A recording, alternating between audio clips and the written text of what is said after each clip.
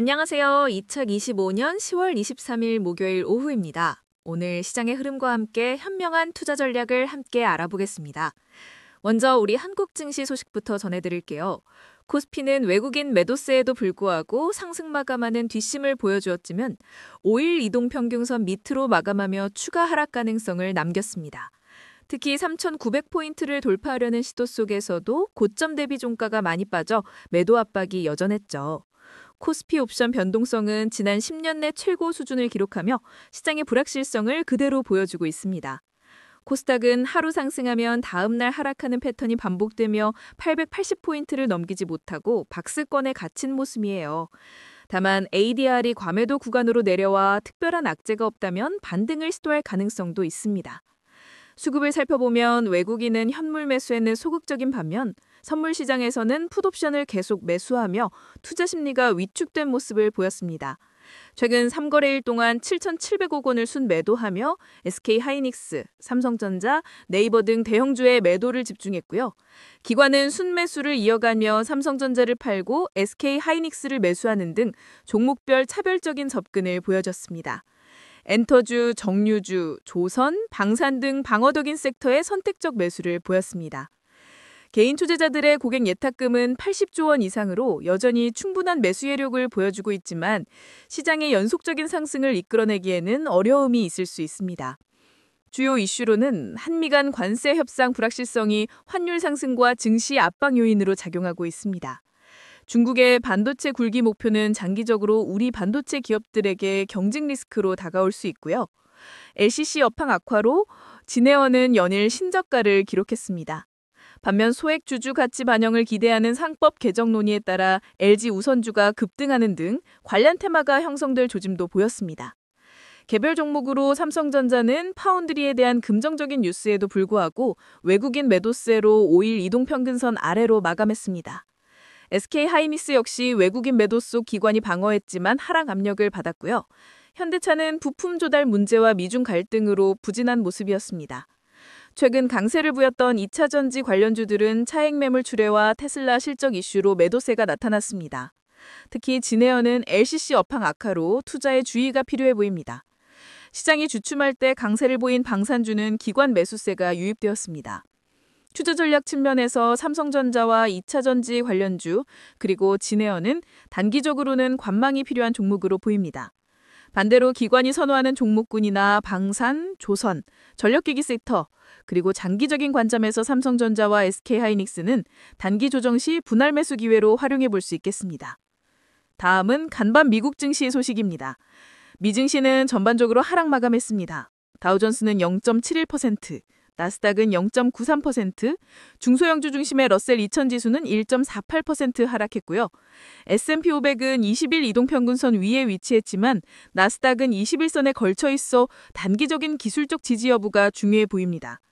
AI 수혜주와 테크주들이 대부분 하락했으며 특히 중소형주의 낙폭이 컸는데요. 이는 미중 무역 갈등 재점화와 연방정부 셧다운 장기화 우려, 그리고 일부 기업들의 실적 부진이라는 악재가 겹치면서 시장 전반에 부담을 주었기 때문입니다. 필수 소비재, 배당주 같은 방어적인 섹터는 상대적으로 선방하는 모습을 보였습니다. 주요 기업 실적을 보면 테슬라는 사상 최대 판매량에도 불구하고 이익이 급감하며 시간 외 거래에서 하락했습니다. 넷플릭스도 브라질 세금 문쟁 이슈와 보수적인 가이던스 제시로 10% 넘게 급락했고요. 텍사스 인스트루먼트와 IBM 역시 부진한 실적 전망으로 주가가 약세를 보였습니다. 다만 구글은 AI 스타트업과의 클라우드 계약 소식과 양자칩 기술 혁신 기대감으로 상승했습니다. 트럼프 미국 대통령 행정부의 대중국 소프트웨어 수출 제한 검토는 미중 무역 갈등을 재점화시키며 시장을 압박하는 가장 큰 요인으로 작용했습니다. 또한 연방정부 셧다운 장기화 우려와 신용시장 불안정성 경고까지 겹치면서 시장의 불안감을 가중시키고 있습니다. 특히 비욘드 미트와 같은 밈 주식들이 하루 만에 9달러에서 2.7달러로 폭락하는 극심한 변동성을 보여주며 투기적 거래에 대한 경고음이 울리고 있습니다. 우리 개인 투자자분들, 이렇게 변동성이 큰 자산은 정말 신중하게 접근하셔야 해요. 단기적으로는 이러한 불확실성들로 인해 시장의 변동성이 확대되고 조정 압력이 지속될 것으로 예상됩니다. 하지만 중장기적으로는 JP모건 애널리스트가 AI 투자 확대와 연준의 완화적 태도를 바탕으로 연말까지 강세장이 지속될 것이라고 전망하는 등 긍정적인 시각도 존재합니다. 누리엘 루비니 교수 또한 일시적인 변동성을 이용해 구조적 성장주, 즉 테크주를 사모하는 전략이 유효하다고 조언했습니다. 미국 시장 투자 전략으로 테슬라, 버티브 퀀텀 섹터, 엔비디아 등 AI 반도체 관련주는 현재 고평가나 불확실성으로 인해 관망이 필요해 보입니다. 반면 시장 변동성이 클 때 안정적인 필수 소비재나 배당주, 그리고 조정 시 빅테크나 구조적 성장주는 매수 기회가 될 수 있겠습니다. 오늘 밤 10시 30분 미국 시장의 개장 이후 흐름도 주의 깊게 지켜봐야 하겠습니다. 마지막으로 암호화폐 시장 소식입니다. 비트코인은 비교적 견조한 모습을 보이다가 2.79% 하락 후 108,570까지 회복하는 등 높은 변동성을 보였습니다. 이더리움과 대부분의 알트코인들도 하락세를 보이며 시장 전반에 불안감이 감돌고 있습니다. 2주 전 트럼프 미국 대통령의 관세 발언으로 인한 디레버리징 사태가 시장 전체를 크게 흔들기도 했죠. 다만 홍콩 증권선물위원회가 솔라나 현물 ETF를 승인했다는 소식은 긍정적인 규제 환경 변화로 해석될 수 있습니다. 누리엘 루비니 교수는 비트코인을 위험 회피 국면에서 흔들리는 고베타 위험 자산으로 평가하며 금 대체 해지 기능에 회의적인 입장을 밝혔습니다. 현재 암호화폐 시장은 전반적으로 변동성이 높고 위험 요소가 많기 때문에 비트코인, 이더리움 ETF, 알트코인 모두 적극적인 매수보다는 관망하는 보수적인 접근이 필요해 보입니다. 이런 불확실한 시장 상황에서는 리스크 관리가 더욱 중요합니다. 개별의 종목의 경우 매수 가격 대비 5에서 10% 하락 시 기계적인 손절을 고려하시고요. 시장 급락 시에는 현금 비중을 늘려 저가 매수 기회를 탐색하는 것이 좋습니다.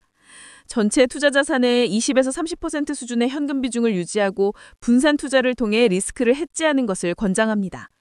정리하자면 미중 무역 갈등 심화, 기업 실적 부진, 셧다운 장기화 우려로 단기적인 변동성과 조정 압력이 예상됩니다. 하지만 중장기적으로는 AI 투자 사이클과 견조한 기업 실적을 바탕으로 한 강세장 전망도 있으니 단기 조정은 매수 기회로 활용할 수 있겠습니다. 가장 유망한 투자 기회 3가지는 조정 시 미국 빅테크 및 구조적 성장주, 한국 반도체 대형주, 삼성전자, SK하이닉스의 단기 조정 시 분할 매수, 그리고 시장 변동성 속 필수 소비재 및 배당주입니다. 주의해야 할 리스크 요소로는 미중 무역 갈등 심화, 미국 연방정부 셧다운 장기화, 그리고 밈 주식이나 일부 알트코인 같은 투기적 자산의 급락 위험 등을 꼽을 수 있습니다. 오늘 준비한 소식은 여기까지입니다. 이 내용은 AI가 작성한 것으로 특정 종목에 대한 투자 추천이 아니며 참고용이라는 점 다시 한번 말씀드립니다. 현명한 투자 판단에 도움이 되셨길 바라며 다음 주에도 더 유익한 정보로 찾아뵙겠습니다. 구독과 좋아요도 잊지 말고 꼭 눌러주세요. 감사합니다.